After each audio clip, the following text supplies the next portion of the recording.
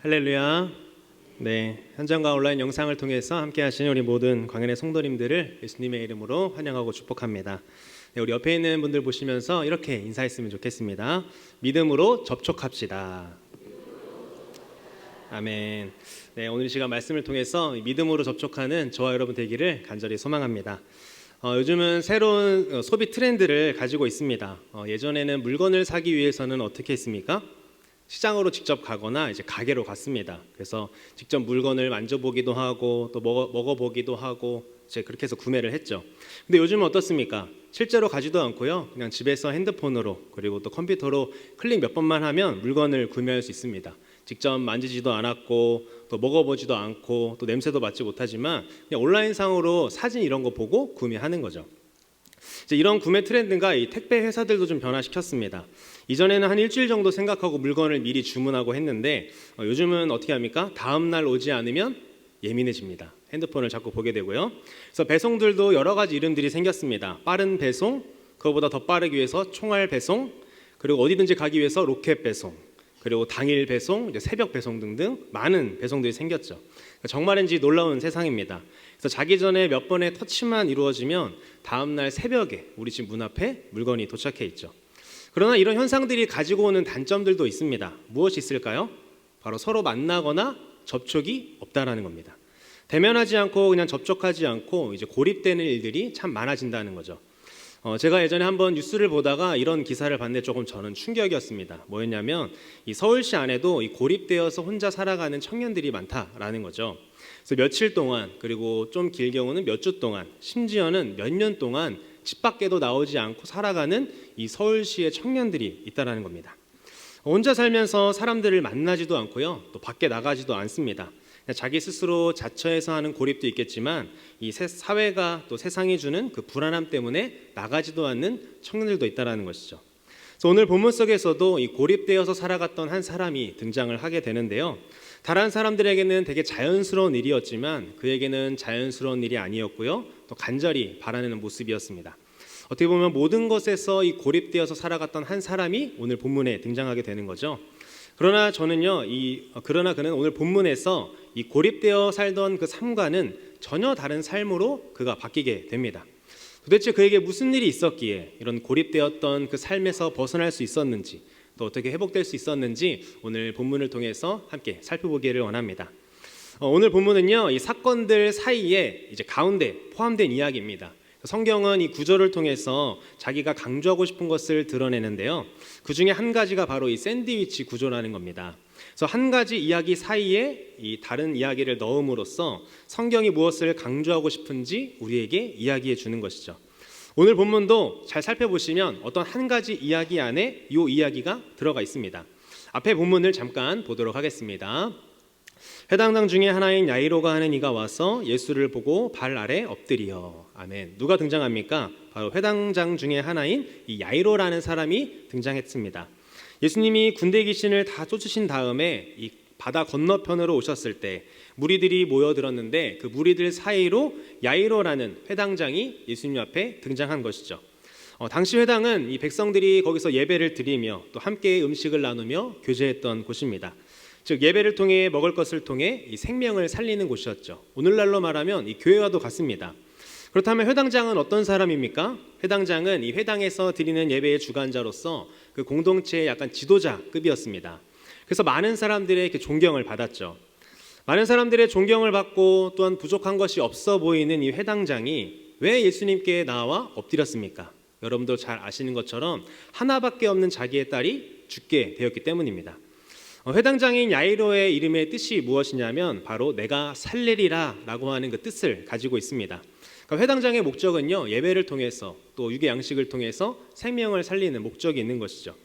그런데 23절을 보면 회당장이 뭐하고 있습니까? 자신의 딸이 죽어가니까 예수님께 나와 부탁하고 있습니다.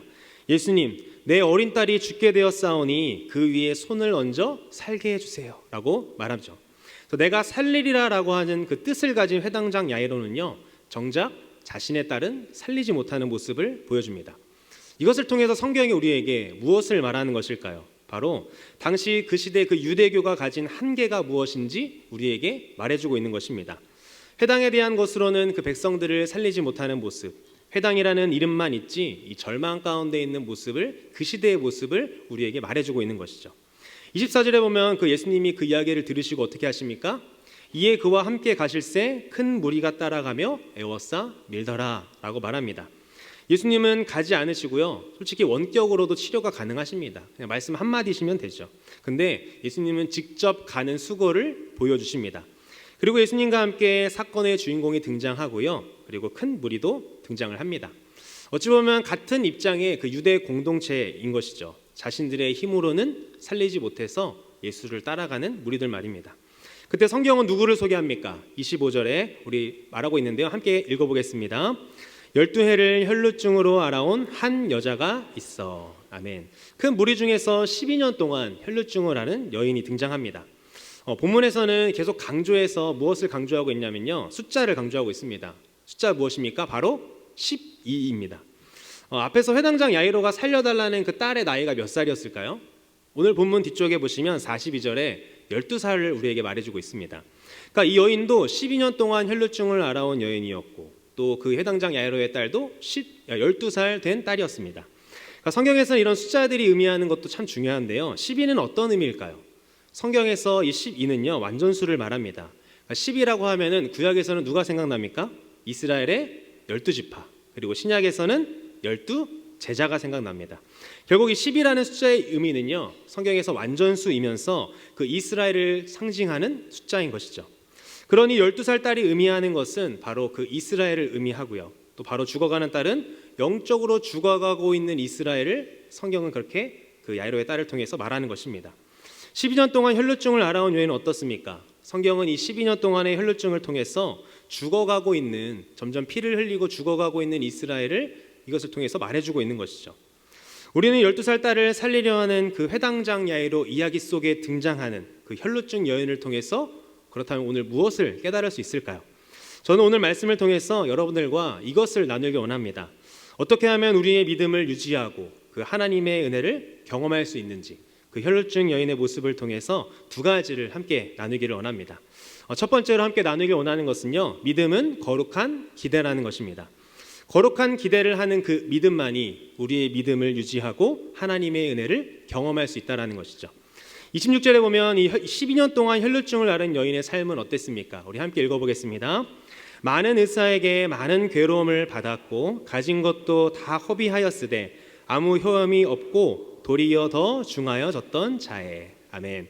많은 의사에게 괴로움도 받았고 가진 것도 다 허비했다라고 성경은 말을 합니다.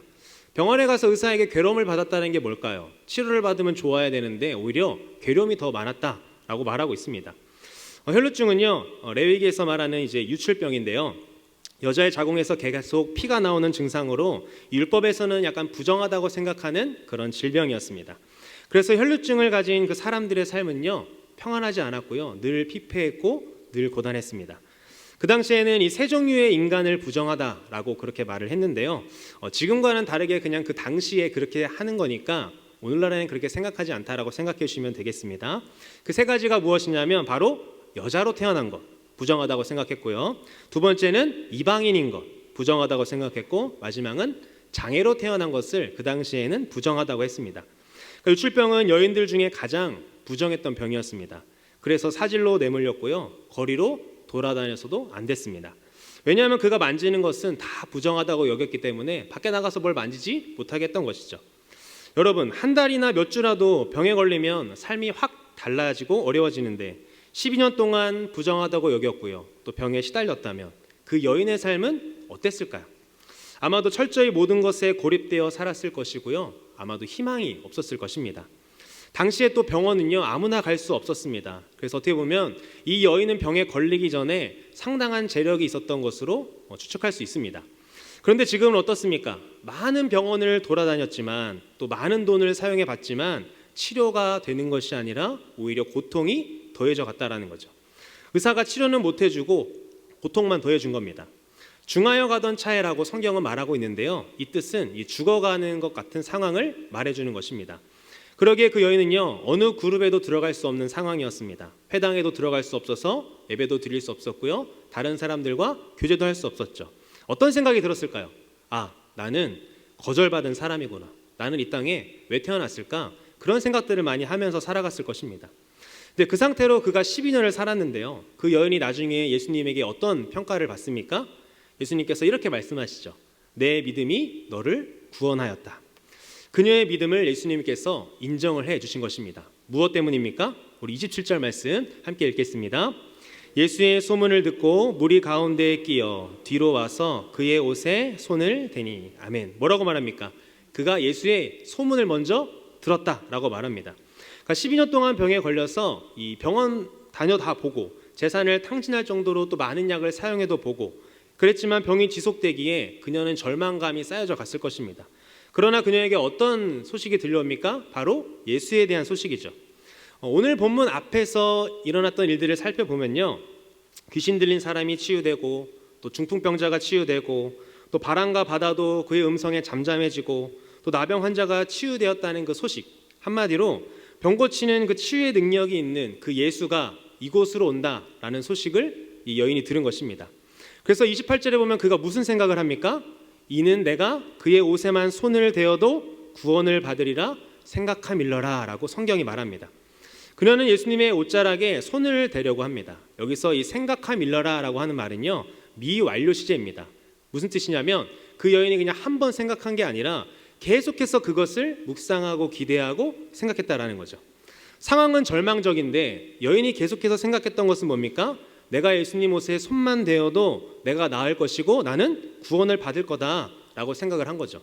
내가 예수만 만나고 예수만 붙잡으면 병도 치유되고 구원도 받을 것이다라는 기대를 했다라는 거죠. 여러분, 믿음은 이렇게 거룩한 기대에서부터 시작이 됩니다. 여인이 가지고 있었던 기대가 무엇입니까? 예수의 옷에 손만 대도 치유가 아닌 구원을 받을 것이란 거룩한 기대였습니다. 예수님의 인격과 믿음에서 시작된 기대라면요, 반드시 열매를 맺는 줄 믿습니다. 믿음은요, 생각과의 싸움입니다. 생각과 기대가 또 나의 믿음이 어떠한지를 보여주는 것입니다. 여러분은 어떤 믿음의 기대를 하시면서 살아가고 또 신앙생활 하고 계십니까? 예레미야 6장 19절에는 이렇게 말하고 있습니다. 함께 읽겠습니다. 땅이여 들으라. 내가 이 백성에게 재앙을 내리리니 이것이 그들의 생각의 결과라. 그들이 내 말을 듣지 아니하며 내 율법을 거절하였음이니라. 아멘. 하나님이 뭐라고 말씀하십니까? 그들의 생각의 결과다라고 말을 하는 거죠. 그들이 재앙을 경험하는 것이 그들의 생각의 결과다라고 하나님께서 말씀을 하시는 겁니다. 성경을 보면 이와 같은 것들이 넘쳐납니다. 그들이 했던 기대에 따라 나타나는 결과 말이죠. 가나안 정탐 사건은 어떻습니까? 여호수아와 갈렙은 믿음의 기대를 했습니다. 하나님의 약속의 말씀을 믿고 우리는 가나안 땅을 정복할 수 있을 것이다. 근데 나머지 10명은 뭐라고 말하죠? 우리는 스스로 보기에도 메뚜기와 같다라고 말하죠. 같은 것을 보지만 다른 평가를 내립니다. 그들 스스로 다른 기대를 하고 있었다는 거죠. 또 골리앗과 싸웠던 다윗은 어떤 기대를 했습니까? 자기가 싸우는 게 아니라 여호와가 나와 함께 싸운다라는 거죠. 그래서 여호와께서라는 단어를 그 본문에는 가장 많이 사용하는데요, 이것처럼 그의 기대가 무엇인지를 보여주는 것입니다. 이처럼 혈루증 여인이 가졌던 생각이 뭡니까? 예수의 그 은혜와 거룩이 나에게 영향을 미칠 것이다 라는 기대를 한 거죠. 내가 들은 소문대로 그분이 정말 치유하는 은혜가 있다면, 은사가 있다면, 그런 분이라면 나에게 그것이 이루어질 거다라는 믿음입니다. 여러분, 살다 보면 우리는요, 이런 말을 많이 하기도 하고요, 또 듣기도 합니다. 무슨 말입니까? 야, 네가 손대는 것마다 문제투성이야 라고 말하는 거죠. 그래서 너 그냥 아무것도 하지 말고 아무것도 만지지 말고 그냥 가만히 있는 게 도와주는 거야 라는 말을 하기도 하고 듣기도 하죠. 저도 가끔 아내에게 이런 비슷한 소리를 듣습니다. 제발 내가 손이 가지 않게 할 수 없는 거는 할 수 없겠느냐고. 어떤 것 때문인지는 비밀입니다. 그래서 그처럼 그러니까 이런 것을 보면 우리가 손대서, 그러니까 사람이 손대서 잘 되는 것보다는 잘 안 되는 게 참 많은 것 같아요. 그러나 주님이 만지시면 어떻습니까? 내가 만지는 것보다 주님이 만지시면 거룩한 기대만큼 회복될 줄 믿습니다. 주님의 거룩이 나의 모든 문제를 덮으실 줄 믿으시길 바랍니다. 여러분의 신앙생활 가운데 거룩한 기대를 많이 하시길 바랍니다.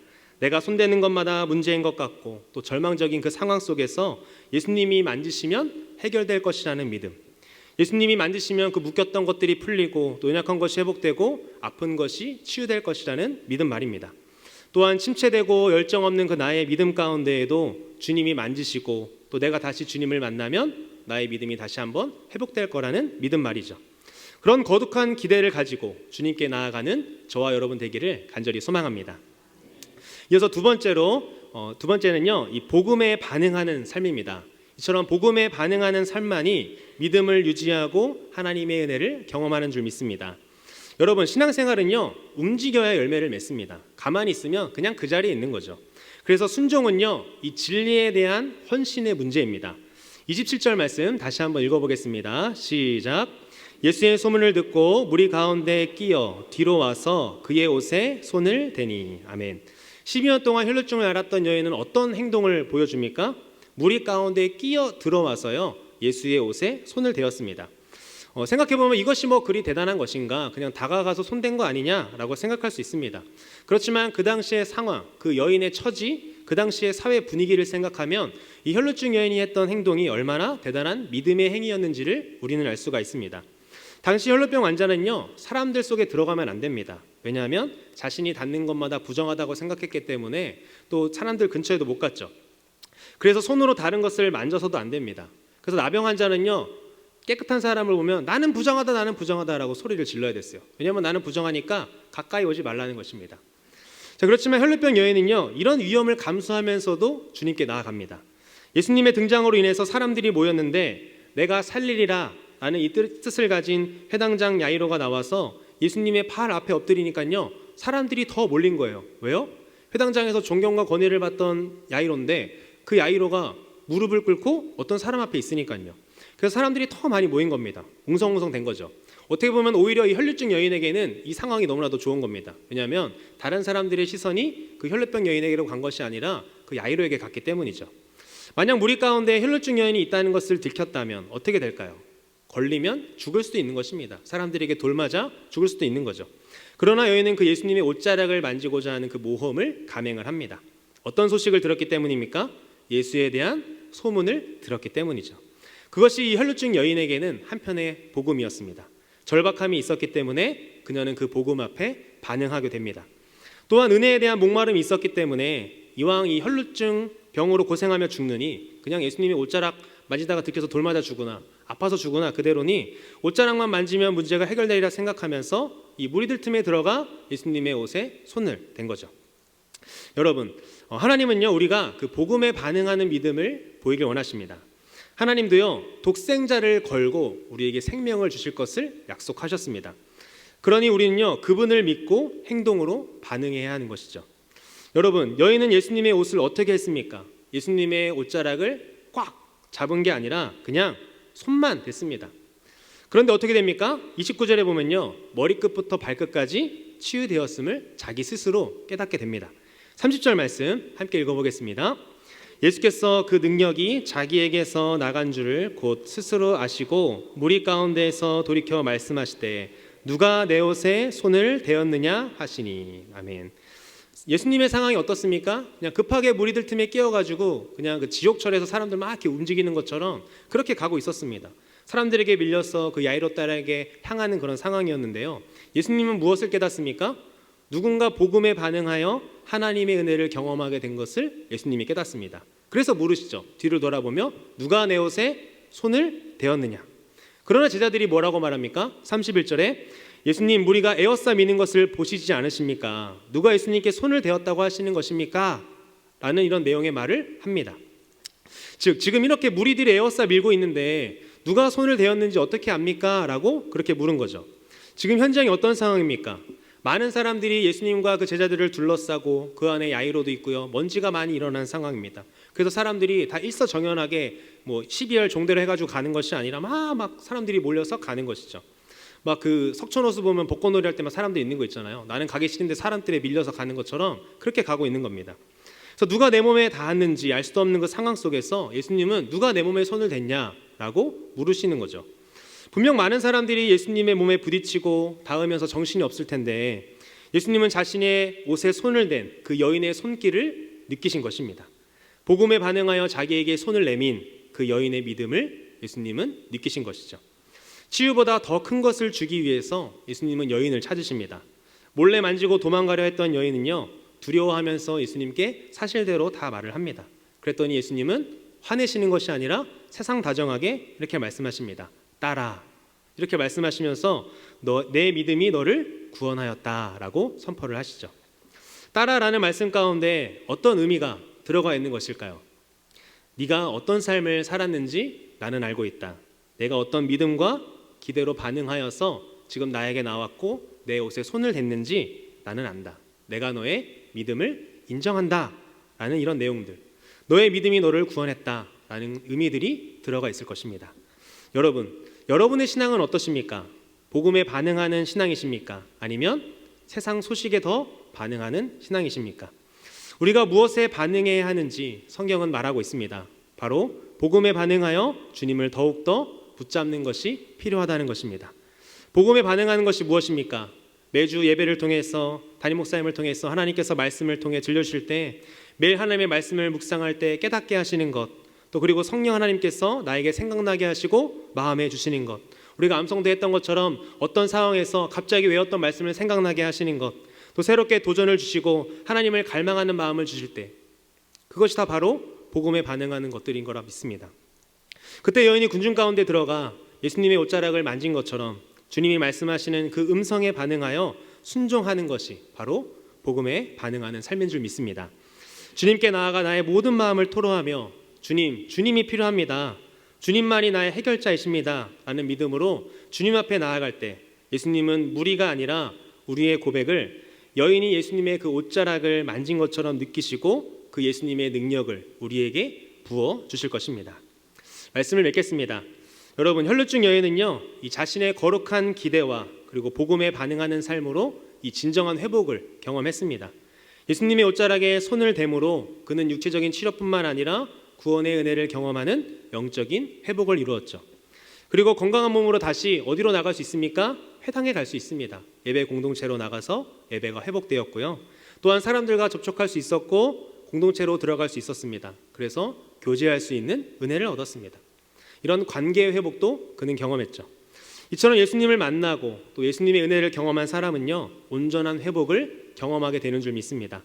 거룩한 기대의 믿음과 또 복음에 반응하는 삶을 통해서 우리는 온전한 치유와 회복을 주시는 그 예수님의 은혜를 경험합니다. 여러분은 무리가 되시겠습니까? 아니면 혈루증 여인이 되시겠습니까?